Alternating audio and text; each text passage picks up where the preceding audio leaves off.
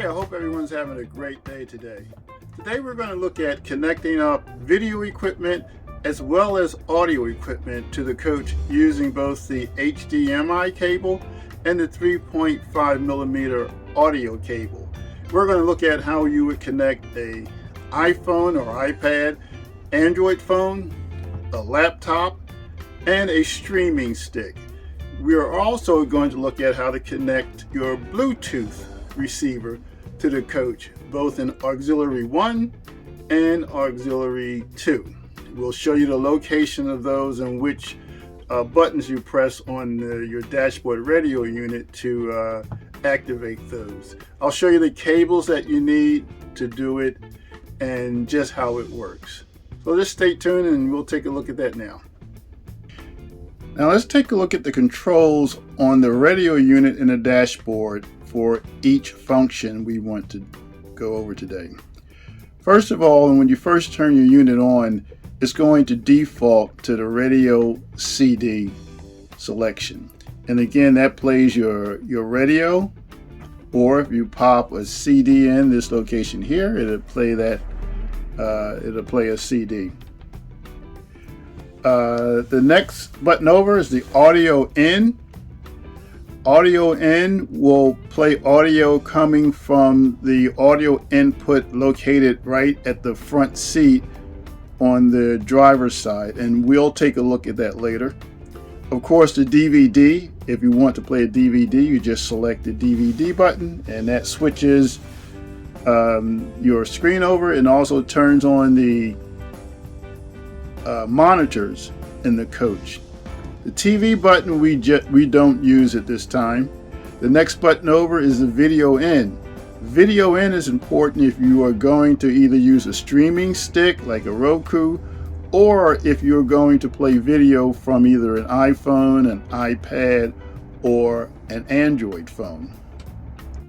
And then the last audio button is for adjusting like the bass and treble. If you press that, you'll see the screen. Let me see if I can get a better picture of it. It will turn to bass.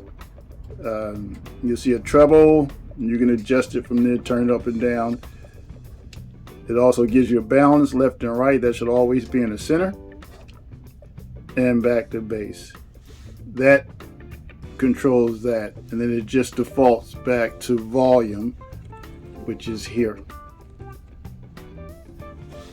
Okay, now let's look at connecting a streaming stick to the coach. All right. First off, let's look at where the HDMI input is and what we are calling the audio 2. The first audio input is on the radio unit, and again, we'll go back to that. This is the second audio unit, and we'll go over which button you press for this audio. So we'll get a little closer look here. Excuse the camera work.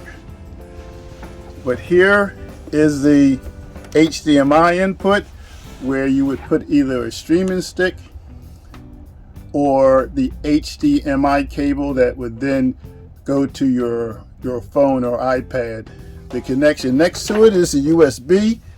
In the case of a streaming stick, and we're going to put one in a minute, that powers the Roku streaming stick. And then the last input there is the auxiliary. If you wanted to play music from a phone with a cable that has two 3.5 millimeter connections on it, one would go to the phone, it would be longer, and then one goes in that unit there.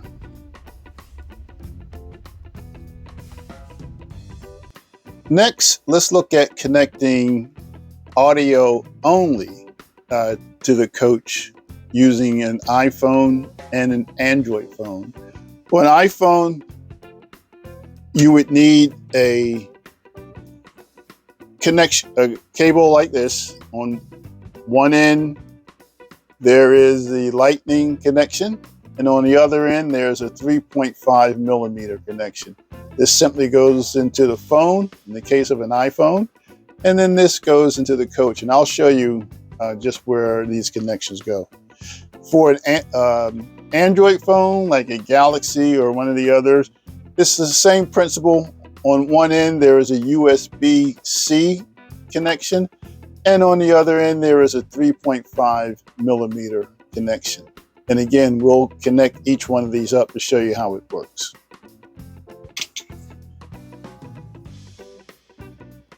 Let's go over some of the cable you would need to connect iPhones, Android phones, and a streaming stick, so like a Roku or Fire Stick or Apple TV to the coach. First thing, let's look at an iPhone. For an iPhone, you would need a dongle or connection like this. On one end, it has a lightning plug.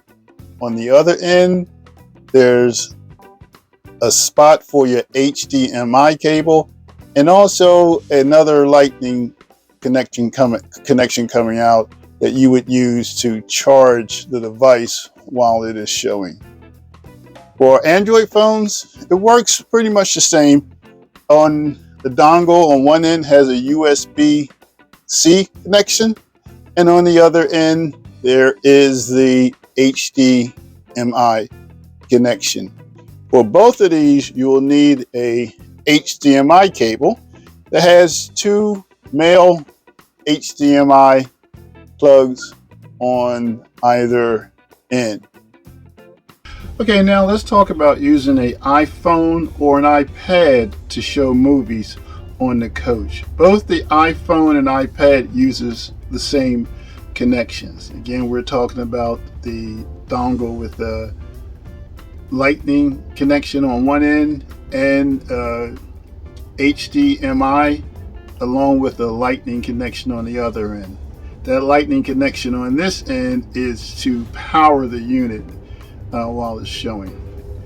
In this case, we're going to use an iPad with the lightning connection to it. So you want to insert the lightning connection in the unit like that. Then you need your HDMI cable. Of course, one end goes in here. Sorry about that. Just into the HDMI location. And the other end goes into the connection here on the coach, like so.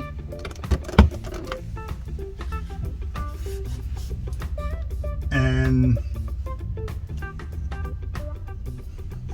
that will mirror your iPad or iPhone on your TV monitor. And then you can simply select play, sorry about that, on your unit, and you'll see the unit begins to play. That's how you would connect the iPad or iPhone to the coach. And an Android phone works in the same fashion. The only caveat is your phone has to be able to mirror the screen. Not all Android phones can do that, but you would simply plug your HDMI cable into the back of the unit, and the other end goes into the wall on the coach here, and then this USB-C will go into your phone. Again, I can't show you because I'm using the phone to record this, but it works the same way. With my particular phone, it has an app called DeX, D-E-X, which allows you to mirror your screen through this. So you can show a movie on your phone, hook this up, and it shows up on the screen. To connect to a laptop, you would simply find the HDMI input of the laptop. Of course, the laptop has to be able to accept an HDMI cable. And then of course the other end goes to the HDI input under here.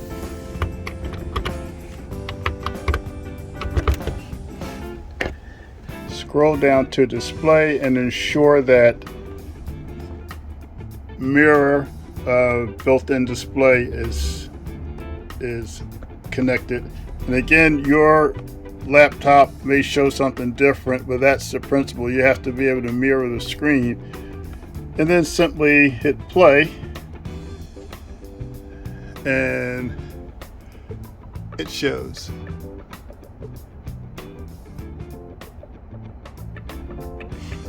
And it is as simple as that. Okay, now let's take a look at connecting a Roku stick to the coach using the HDMI input and the USB input. You see, we're using a Roku streaming stick. You would simply place the HDMI connection in here. Make sure it's set firmly. And in this case, to power the Roku, you would need the USB-A connection, which goes right here. And I don't know whether you can see it or not, but the light comes on, and that will power up your unit. And now you see we have the Roku powered up and ready to go. By the way, if you're going to show your own videos using a streaming stick, either Roku or Apple TV or a Fire Stick, you'll need a source of the internet. I use a hotspot from T-Mobile. You can use your phone. Some phones have a hotspot with it, but it does use up a lot of your data, so just be careful of that. Now let's talk about using a Bluetooth receiver to connect audio from your phone or tablet to the coach. In my case, I use this little unit here, which is powered from the USB connection, and I have a 3.5 millimeter cable that goes with it, and it simply plugs into the unit here. And then, like I said, I use a 4-inch cable, so I don't have a lot of cable hanging around. One goes in the back of the unit, and each USB unit works a little bit differently. And I would simply go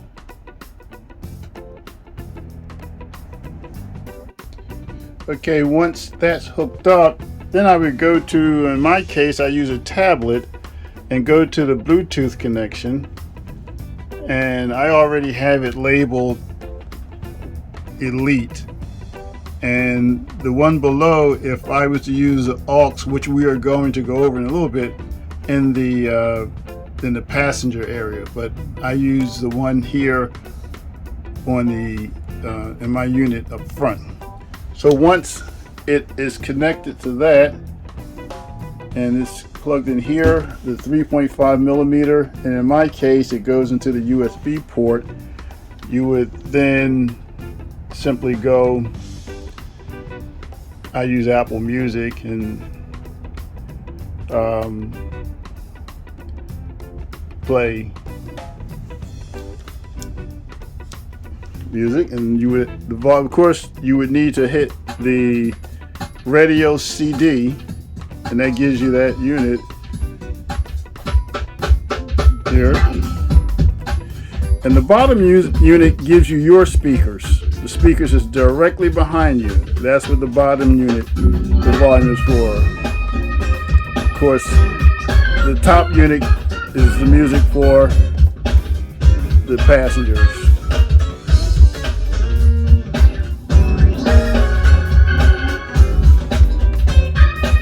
And now we're going to go through setting up the Bluetooth in what I'm calling auxiliary 2. On the coach is called audio in. That's the control that's behind you, on the wall behind you next to the HDMI connection. So let's go take a look at hooking up the same unit to that input. Okay, now to play music from the what we're calling auxiliary 2, it works like it does in the unit up front. You first need a Bluetooth receiver, in my case, and again, there's a million different types and style. They all involve the 3.5 millimeter cable along with some USB. Some are powered, they have a battery that lasts maybe 4 or 5 hours where you don't need to connect it. But I like using this because now I don't have to worry about it, the battery not being recharged. So in this case, it just goes into the slot here, the USB slot, and the 3.5 millimeter jack goes here, just like that. Again, the one you use may be different, but the principles are the same. Not all of them will have to be connected to a USB. Some will go directly to the 3.5 millimeter input. And I'll show you, I have one like that too. I'll show you a little later. Then you would go to your phone, in my case a tablet, go to the Bluetooth connection. We just swipe down and hold Bluetooth. And I've called it auxiliary 2 in my case. I know that's the one behind me. Just hit that and it connects. And now the next thing you want to do over here, if you're going to use the audio input in the back, then you want to go to audio in. That controls the one in the back. And let me get the music going. And the volume. Now that's playing from the audio in behind me from the input that's behind the driver. One other thing to note, if music is coming from behind you, you have no control here of the volume. When the music comes out of this connection, you can control it from here. But if you're using the input behind you, what we're calling auxiliary 2, let's see if I can get that better. It's called audio in, and that gives you, now that music is coming from the input behind me.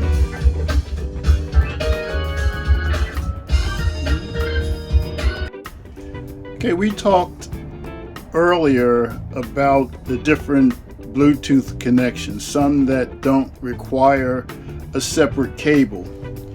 Here's one that I've used in the past. It has to be charged just like you would charge your phone. It has a Bluetooth connection button and has volume controls and even track controls so you can switch tracks. But in this case, it has to be charged up just like you would charge a phone.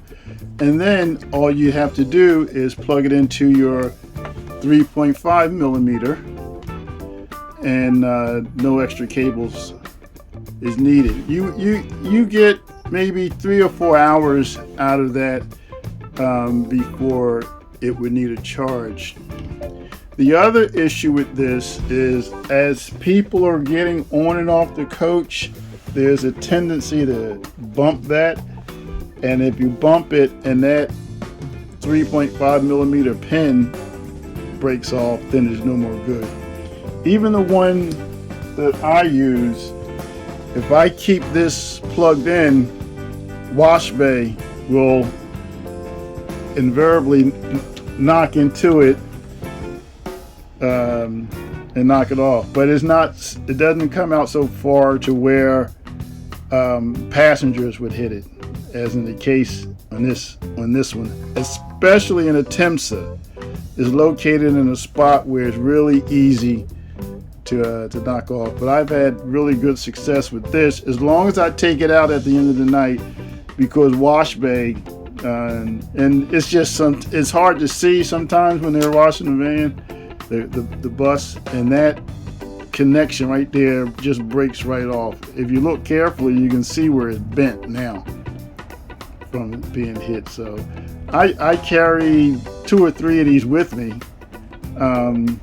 because they break off. I think they're like $5 on Amazon. They're really inexpensive, and they work really well. This is where it goes on a Temsa, and it's just more in the way. It's easier to get hit as people are getting on and off.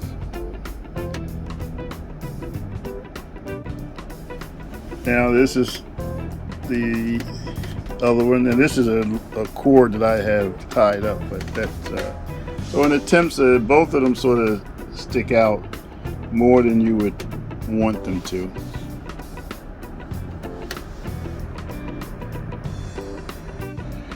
And since we have the Temsa up, let's just go over the way to connect Bluetooth to a Temsa. There's a couple of different steps when you're doing a Temsa. In a Temsa, once your Bluetooth is connected to your phone or tablet, the next thing you have to do is right on the side here, and it will focus.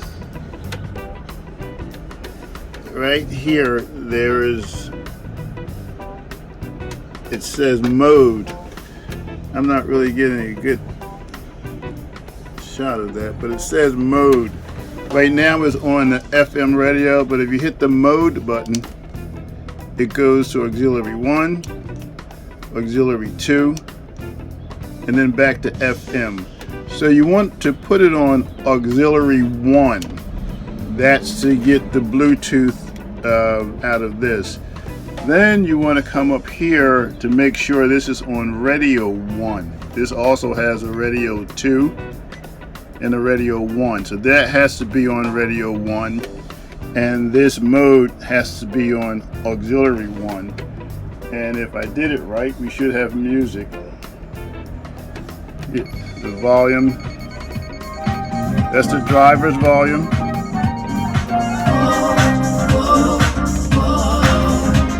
And that's coming from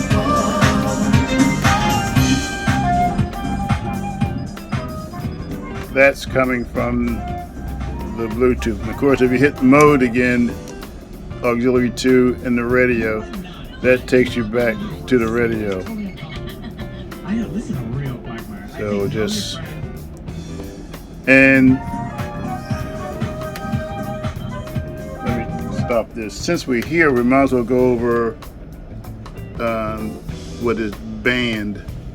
I'm having a hard time getting its focus, but if you have the radio on, this gives you FM1, FM2, FM3, AM1, AM2. So the band, of course, is different from the mode. The mode switches you back to auxiliary 1, which allows you to use your Bluetooth, and that has to be, no matter what you use, this has to be set to radio 1, which is this button here. Of course, that button gives you your DVD player, and we really, at this point, we don't use this for anything.